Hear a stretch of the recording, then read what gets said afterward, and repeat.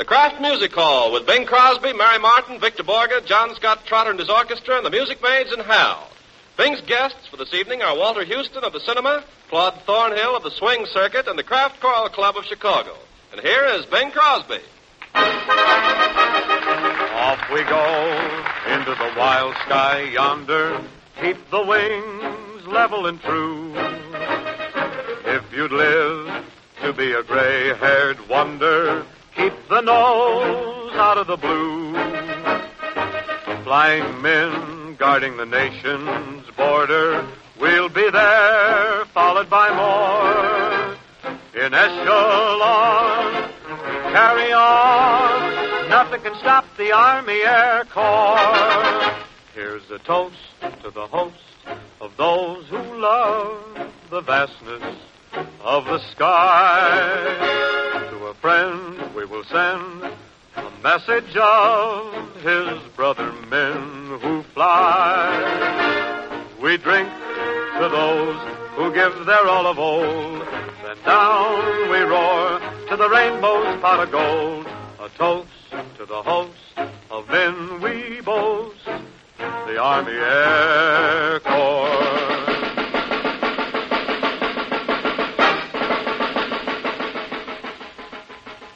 Off we go into the wild blue yonder. Keep the wings level and true.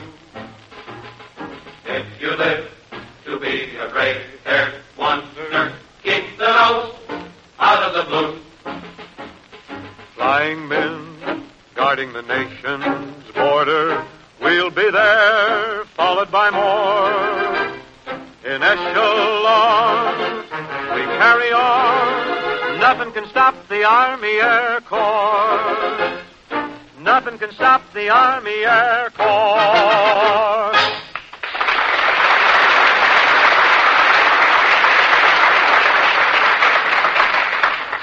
Thus, friends, we greet the men of our Army Air Force, from Trinidad to points east and west, and remind the rest of you that next Monday, April 6th, is Army Day. Well, next Monday may be Army Day on the calendar, Bing, but every day is Army Day in our hearts. Yeah, no dressing up for the Easter parade for me this year. Why, I thought you were already all dressed up. Me? Dressed up for Easter? No, Halloween. How do you like that, after calling up 5 flights to a tailor who makes victory suits to order? But I'm having a little argument with that boy. Oh, probably arguing because he says no cuffs on the pants. Oh, worse than that. He says no pants on the cuff. Sure. Well. Rough boy.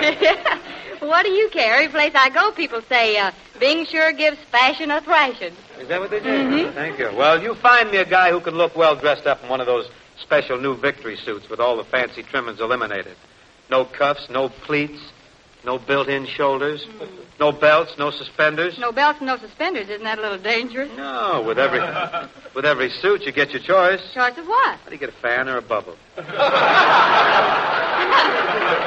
Have you a victory suit too, Ken? Oh, sure, but, I can't wear mine until I get the left ear pierced. I never heard of a man having his ear pierced. Well, with no lapels on the suits, I have to have some place to wear my carnation. Oh, how cute.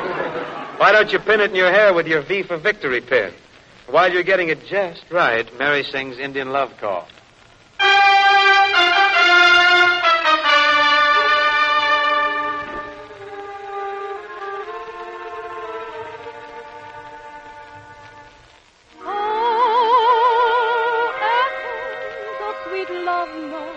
Gently fall through the forest stillness as fond waiting in your love.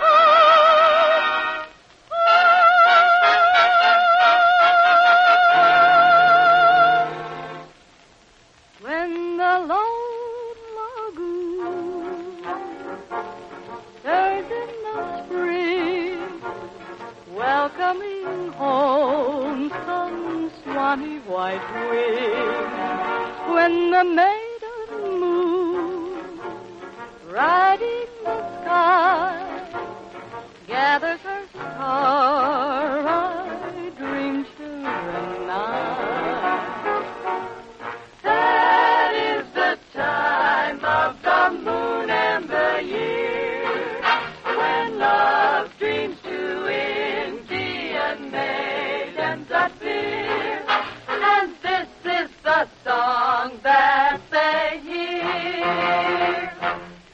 I'm calling you.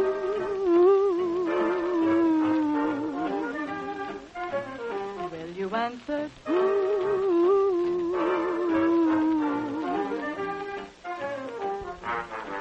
That means I offer my love to you to be your own. If you refuse me, I will be blue and waiting all alone. But if when I hear your love call ringing clear, and I hear your answering echo, so dear, then I will know our love will come true. You belong to me. I belong to you.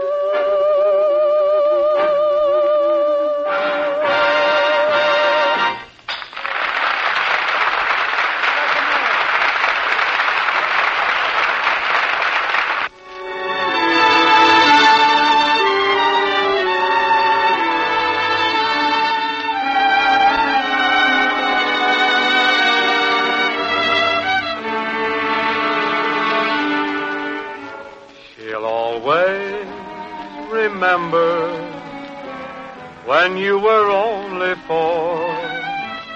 Your favorite game was playing with your soldiers on the floor.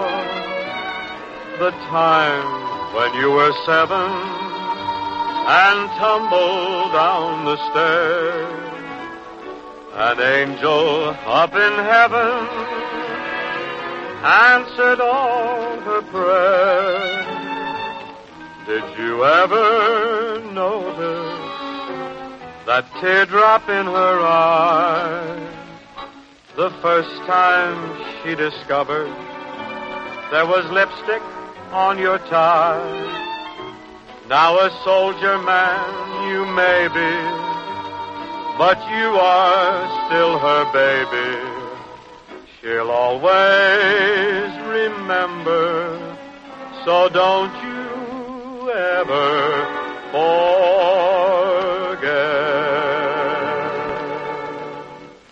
The musical and the literary shenanigans of our Danish friend Victor Borge are always just an edge eccentric, especially as described by Victor himself.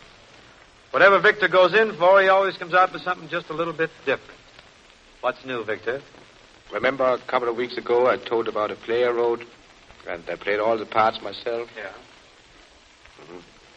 I want to tell you about a play I wrote before that play. Oh, yeah. This play has the same family as the other. And you remember the father and the mother, the 4 children, Philgadusha, Shinamarusa, Ballord, and Peter. Nice group. But Peter isn't born yet. So we can't use him in this story. Just the father and the mother. You see, I wrote it after being in the United States about 1 week. I had terrible trouble writing this play because I didn't know 1 word of English. And when I was half through, I found out it was impossible to write a play without knowing 1 word.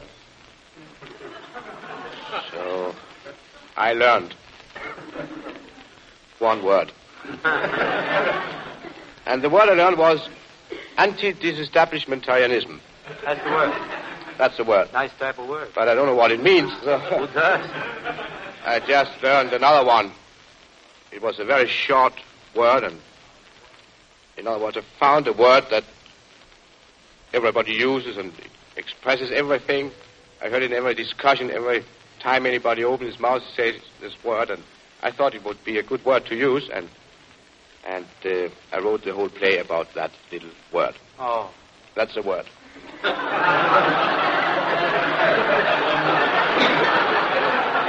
You take it from there. Yeah, I take it from you. Got it, boy. Yeah. The only trouble is spelling it, you know. It spells O-H, but you never hear the H. I don't know why the H is there at all, but I imagine it's only there to keep the O from rolling.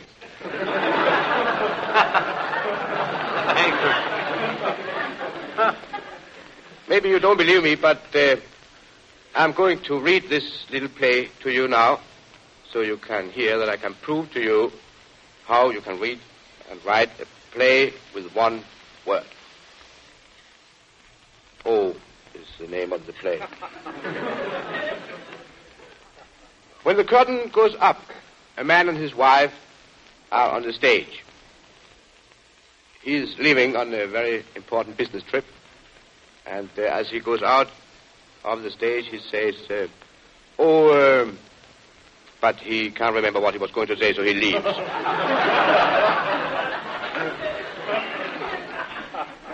A couple of pages later, the wife is alone on the stage, and she sings a little song. She sings, "O Sole Mio." And now she sings the first part. Oh. And the door opens, and her sweetheart comes in. And he hears her singing, and he says, "Oh," and he leaves again. Later, she sings the last part of "O Sole Mio." Oh. And the door opens again, and her sweetheart comes in. She's still singing, so he says, "Oh," and he leaves again. Now the door opens again, and her husband is standing there. The husband. He sees she's all alone, and he can't understand it. So he looks at his script and finds out he came in too early on the wrong cue. So he says, "Oh," and he goes out again. Now the door opens again, and her sweetheart comes in. Now she's not singing anymore, so he says, "Oh." And she says, "Oh," when she sees him, and he, "Oh," and he, "Oh," and she, "Oh." And it's very clear that they owe each other a lot. Now the door opens, and who do you think it is this time? It's Pilgadusha. There must be something wrong because he has nothing to do here, so I think we just tear that page out.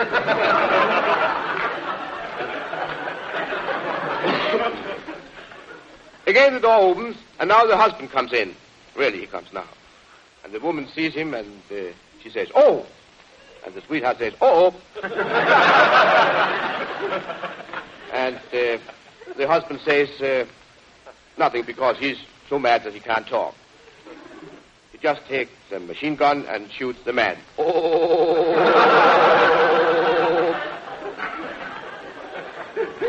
On the next page, he misses, so he tries once more. And, he tries again to shoot. Oh, and this time it's better because the sweetheart falls to the floor. Oh! And the wife says, "Oh!" And now the curtain falls, and little Pilgadusha says, "Oh," because the curtain hits him on the head. And that's it.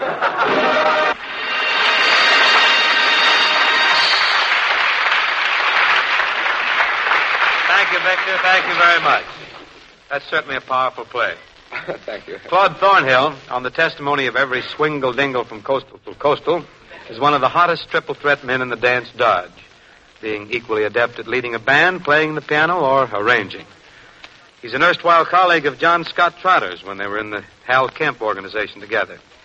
And Claude put some long-cherished ideas of his own and some good men together about a year ago, and since then, he's been knocking the cats numb in every alligator farm that can handle the crowds. Taking time off from his current chores at the palatial Palladium Ballroom to join us here in the Old Craft Music Hall, Claude Thornhill, ably assisted by the Trotter Ensemble, offers his own increasingly popular record arrangement of Autumn Nocturne.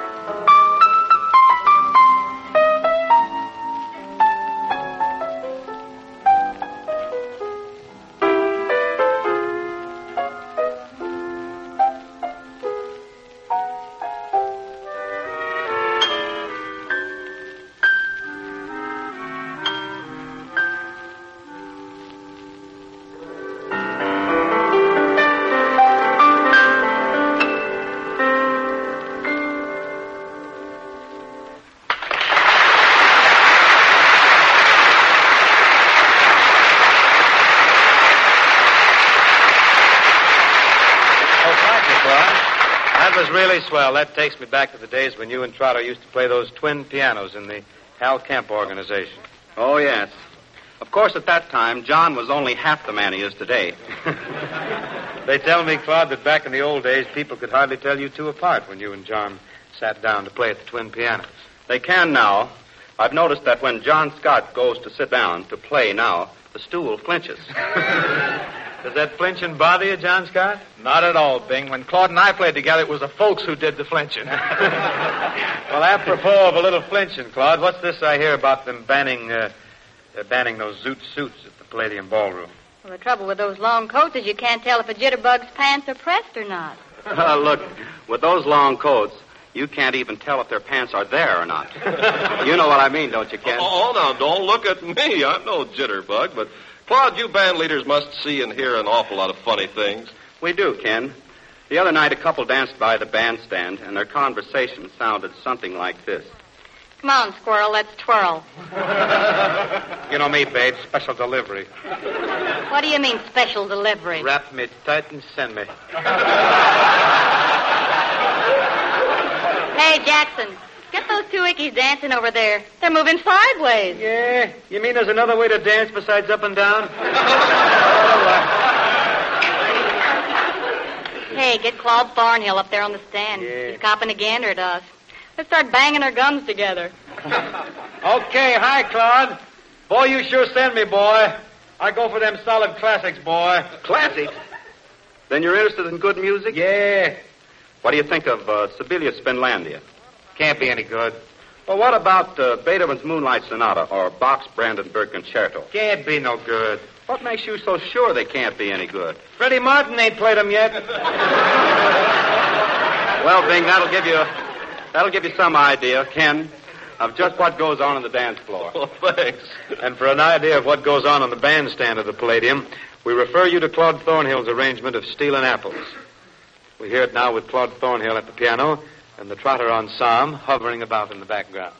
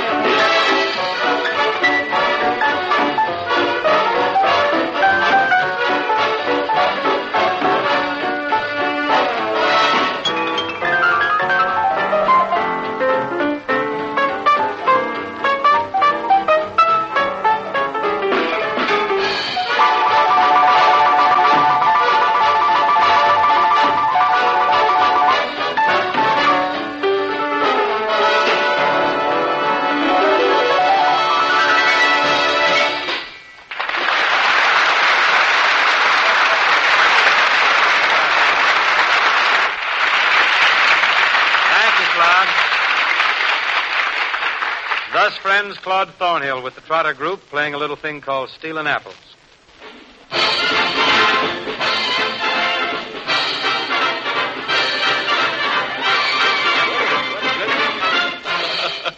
Are you in the mood mood for an Easter poem, Dr. Crosby? Well, I ain't in the mood for a toothache, but I get one once in a while. Oh, you're going to like this one. I call it Hail Spring. Okay, give us hail and farewell.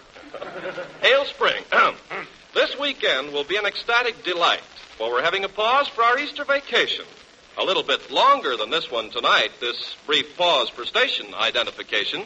Continuing with craft music hall matters involving Walter Huston, the Craft Choral Club, Victor Borge, Mary Martin, and at the moment, Moonlight Cocktail.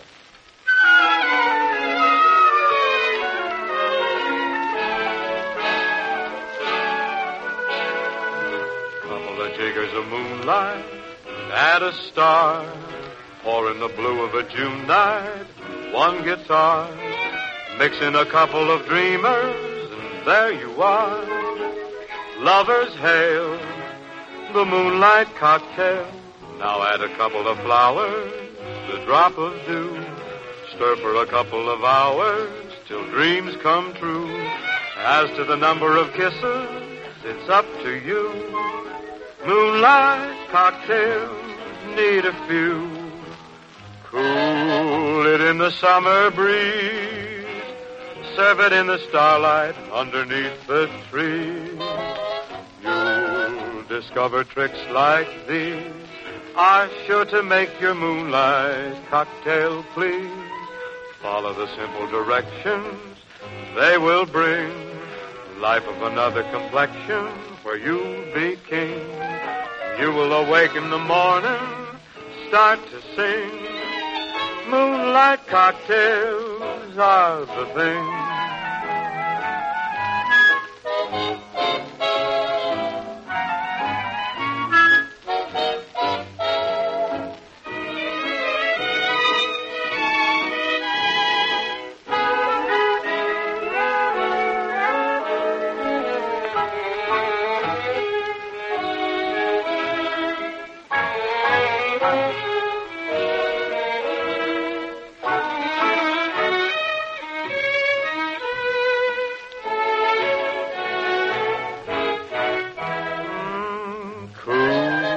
In the summer breeze, serve it in the starlight underneath the trees.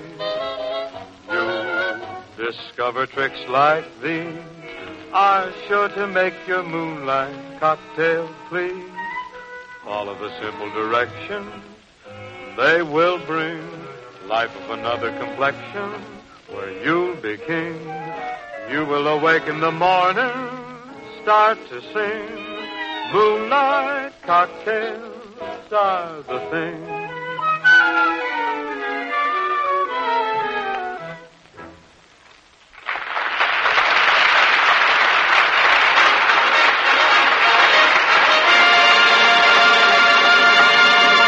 Time marches back. 1933, the year of bank holidays. 1933, Franklin Delano Roosevelt is inaugurated president of these United States. 1933, Italy, France, Germany, and Great Britain sign a 10-year peace pact.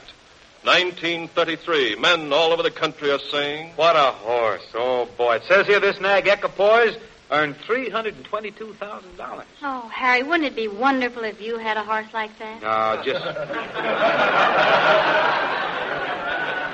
Might create a lot of dissension in the stable. Oh. Say, Harry, you know, I see in the papers that the United States Marines are coming back from Nicaragua. Oh, yeah? You going down to the dock and meet them? Oh, don't be silly. What were the United States Marines doing in Nicaragua? Oh, well, you see, they went down there because, in Nicaragua, they figured, well, why shouldn't the United States Marines go to Nicaragua? Thanks. I see where President Roosevelt's going to have a brain trust. There's a good move.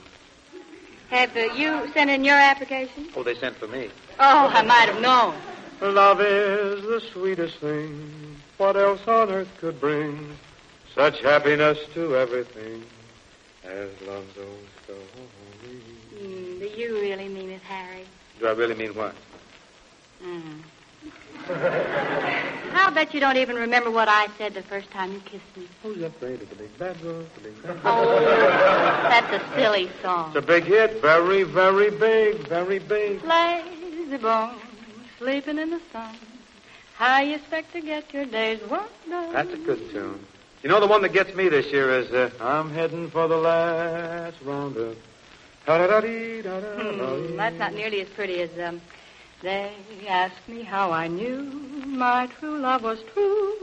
I, of course, replied, something here inside cannot be denied. Yeah, I know. That's the smoke gets in your eyes. Fair tune, all right. But you know, for a song that's going to live, you give me that number by Irving Berlin. I'll bet you people will be singing it every Easter time. You just wait and see. Oh, Harry, you just know everything. Well, listen. Listen how it goes. In your Easter bonnet, with all the frills upon it, you'll be the grandest lady in the Easter parade. I'll be all in clover when they look you over. I'll be the proudest fella in the Easter parade. On the avenue, Fifth Avenue, the photographers will snap her, and you'll find that you're in the rotograph.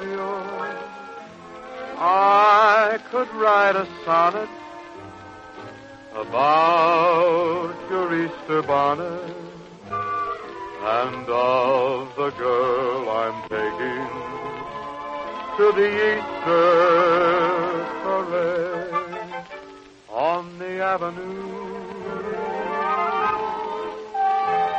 Fifth Avenue.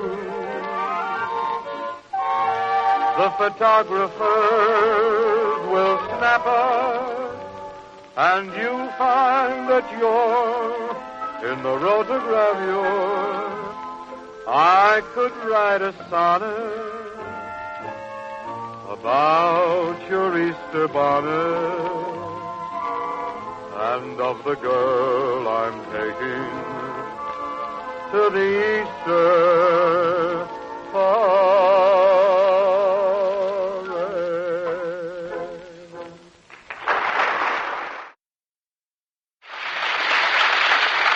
Gee, Harry, remember the first time you and I walked in the Easter parade? Yeah, we was just kids. Way back. Oh, it must have been way back in 1915. That's the year Daddy bought the Kissel car with the big brass acetylene lamps in front. Do you know what else happened in 1915, Harry? Yeah, let's see. I got my first pair of peg-top pants. Still can't see me wear them out. Is that all you remember of 1915? Well, Jess Willard took the heavyweight championship from Jack Johnson in Cuba. Harry, don't you remember taking me to the matinee of The Birth of the Nation? I took you to a matinee of The Birth of a Nation? Well, certainly. Why? Fine picture to be taking a girl your age to see. I'm surprised they let us in. They didn't. But we went to see the 7th episode of The Perils of Pauline. I took you to see a thing like that? You did. I'd ought to be ashamed of myself. Well, that's what I keep telling you. You talk as if you knew about the times I sneaked off to see Theta Barra. Gee, I'll never forget 1915. It was the first time I ever had a hat with real handmade grapes and flowers on it. Nice. Say, you remember that song? I've been sailing down the old Green River on the good ship, rocking Oh, down. Mother wouldn't let me sing that in the house. Mother. Oh, that was another one in 1915. M is for the million things she gave me. O means only that she's growing old. I know, but I guess the most popular song in 1915 was that one that came over from London. Pack up your troubles in your old kit bag. Pack up your troubles in your old kit bag and smile, smile, smile. While you've a Lucifer to light your fag. Smile, boys, that's the style. What's the use of worrying? It never was worthwhile. Oh, pack up your troubles in your old kit bag and smile, smile, smile. Pack up your troubles in your old kit bag and smile, smile, come on and smile. Don't let your joy and laughter hit a snag. Smile,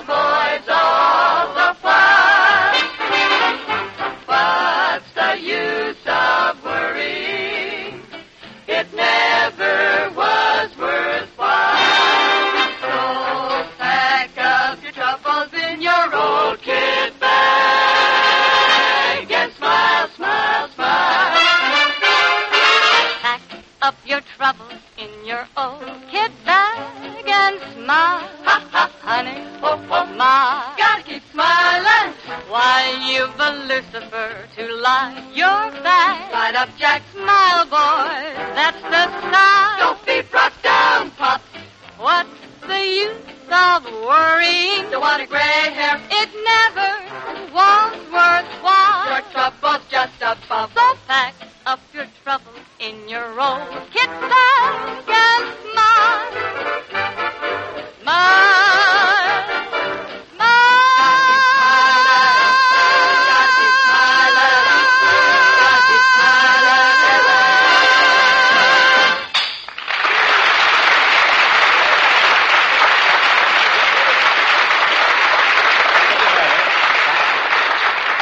Thank you very much, Mary. You know, Walter Huston, who scored so solidly as the Devil in the film version of The Devil and Daniel Webster, is currently being seen as a man of the world in Shanghai Gesture. Manages it very convincingly, too, which is only natural, for Walter possesses a surplus of that charm, that authority, that certain indefinable something that women are attracted to in older men. Qualities which one usually associates with a professional man. It's the easiest thing in the world, for example, to envisage Walter Huston as an architect. You know, the type of an architect that would inspire the utmost confidence in any young couple who might choose to consult him about getting a blueprint for a dream home. Brides, accompanied, of course, by their catch, who have visited the office of architect Huston, tell me that he seemed to step from a cloud, take their hands, gaze deeply into their eyes, and say, Does my pipe annoy you, madam?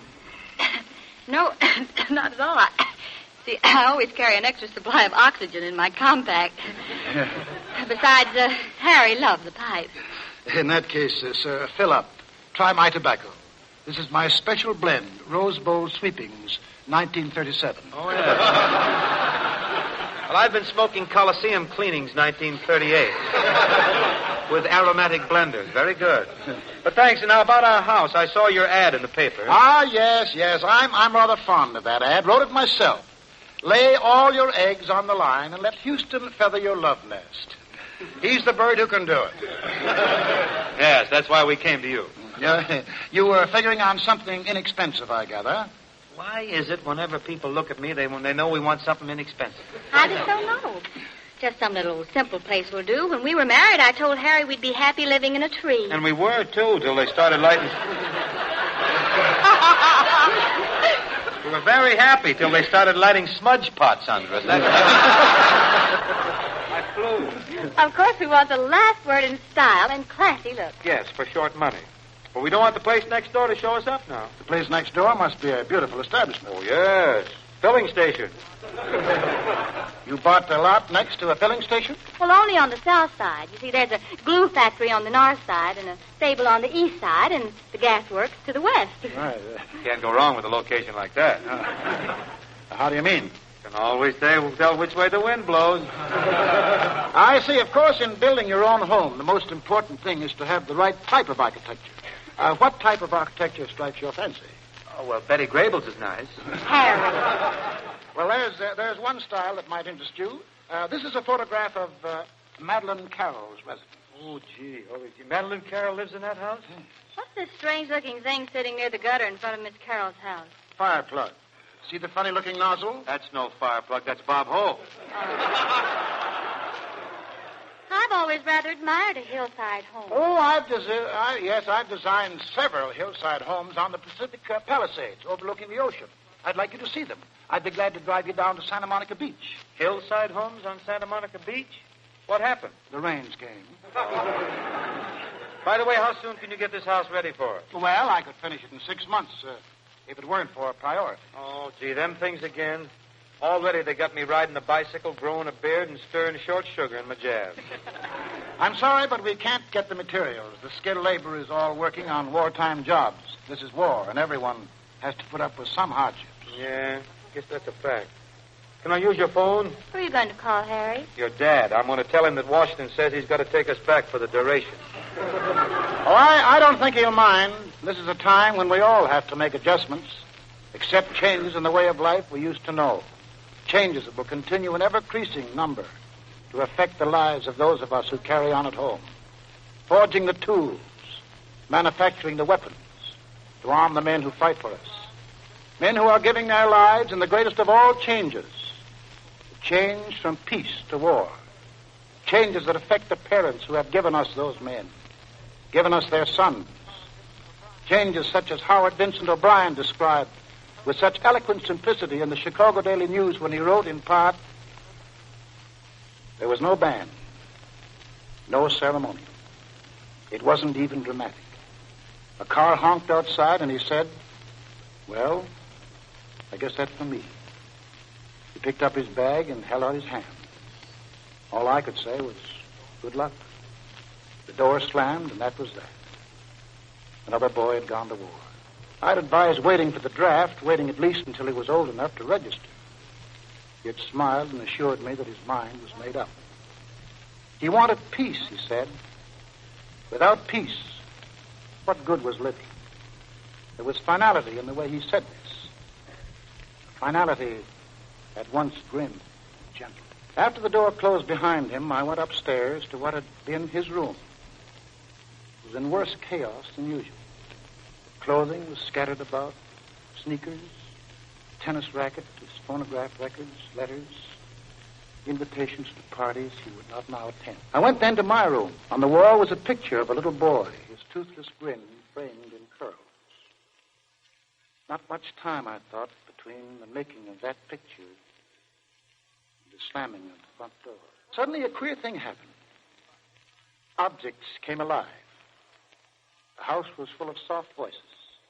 They led me up to the attic, to a box of toy soldiers, football helmet, homemade guitar, class pictures, stamp album, penny bank with the lid pried off, a folder stuffed with papers, report cards, a baptismal certificate, a ribbon won in the track meet, faded photographs, one taken on the memorable first day of long pants. That was only yesterday when I had held him in my arms. I remember all the scoldings I had given him, the preachments, the exhortation to a virtue and wisdom that I did not myself possess. I thought, too, of my last inarticulate good luck and wished that I had somehow been able to tell him how much I really loved him. And then I thought, what fools we are with our children, always plotting what we shall make of them, always planning for a future that never comes, always intent on what they may be, never accepting what they are. Well, Curlyhead, you're a man now. I hated to see you go, but I wouldn't have halted you if I could. I can't pretend I'm not sad, but I'm proud, too. So long, son. Thank you, Walter.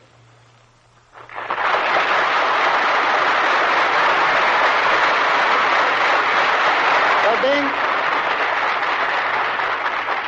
over 1 million fathers have said, so long, son, and 1 million mothers smile, proud that their son can serve his country, and finding some comfort in the sure knowledge that wherever he serves, the American Red Cross will be serving beside him, doing all it can, as it has always done, in every extremity. Today, the Red Cross faces its greatest job, standing side by side with your fighting sons all over the world. It takes money to keep the Red Cross there, and it's got to be your money. Contribute now, and regularly, and generously, that a shining light of mercy may be kept shining in a very dark world. Give. Give. Give often and generously to the Red Cross.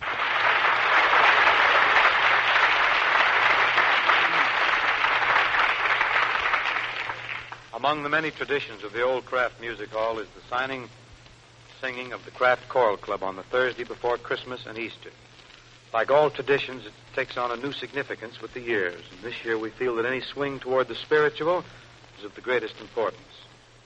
As regular listeners surely must know, the Kraft Choral Club is a group of over 70 fine voices, all of them Kraft workers in Chicago. Naturally, our Prexy J.L. Kraft, who is especially interested in the Kraft Choral Club, feels a great pride in heading a company whose employees have banded together for the joy of singing. As their first song, the Kraft Choral Club, under the direction of Lou Jacobson, sings Were You There? Kraft Choral Club.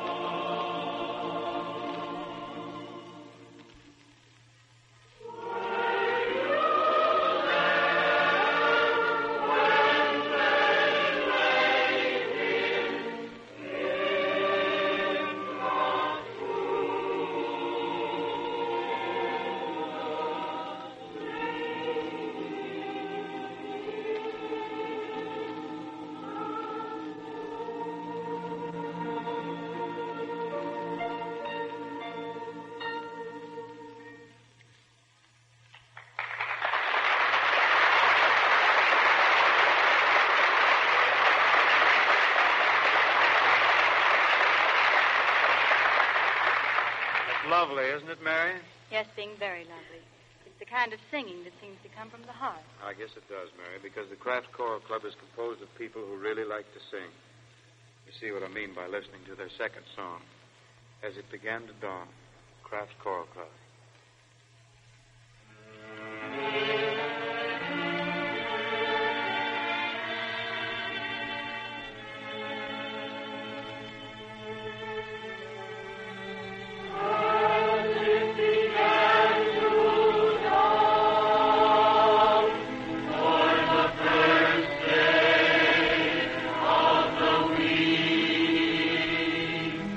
Very, very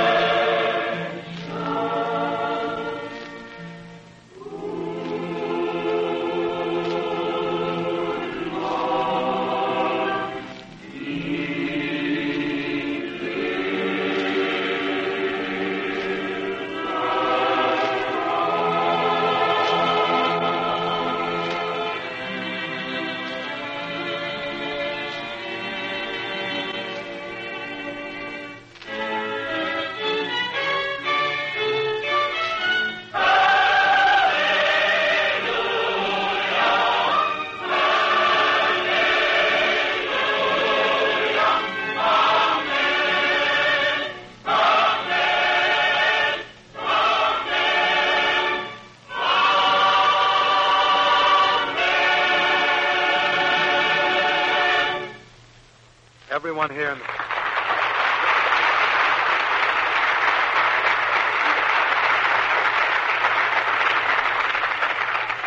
We take this moment to offer Easter greetings to the Kraft Choral Club, our Prexy J.L. Kraft, who makes the club possible, and our Kraft co-workers all over the world.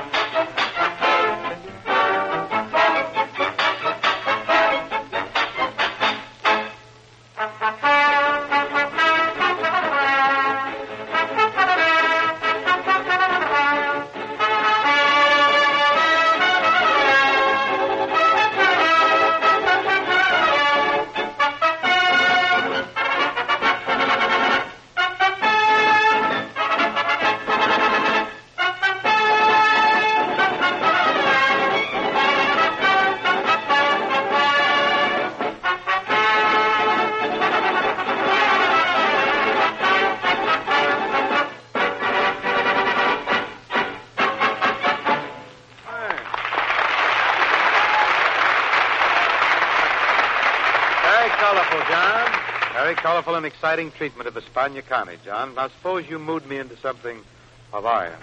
Like sing me a song of the island?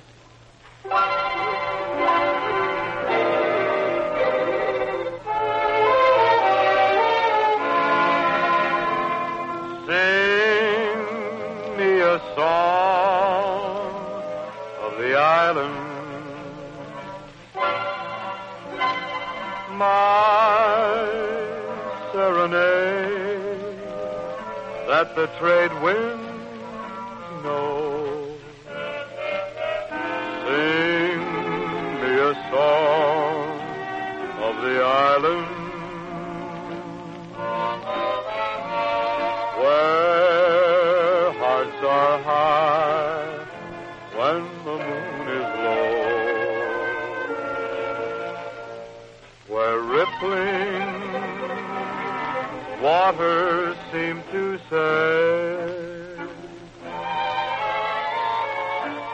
aloha, vaui aue.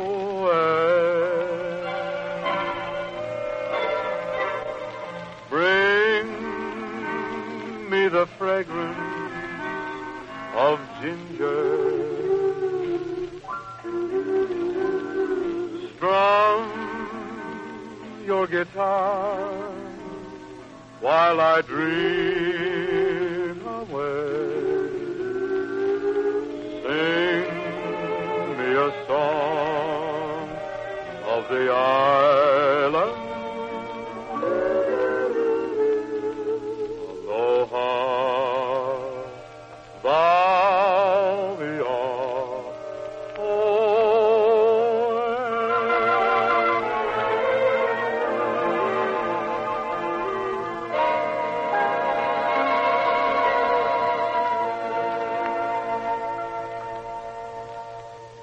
That takes us up to the double bar for this Thursday in the Old Kraft Music Hall. We'll take it from the coda next Thursday, same time we started tonight, when we bring you such distinguished guests as the popular star of the year's finest picture, How Green Was My Valley. That would be Walter Pidgeon. In addition to Walter, we'll have one of the cinema's most promising young comedians, Miss June Havoc, who scored so solidly in Pal Joey. And Major John L. DeWitt of the Armed Forces of the United States Army, the Tank Corps to be exact. In addition to this varied group, our usual staff will be on hand: Mary Martin, Victor Borge, the music maids in Hal, John Scott Trotter, Ken Carpenter, and first person singular. Try to be with us, won't you? Until next Thursday, then. Hasta luego. The Kraft Music Hall comes to you from Hollywood's Radio City.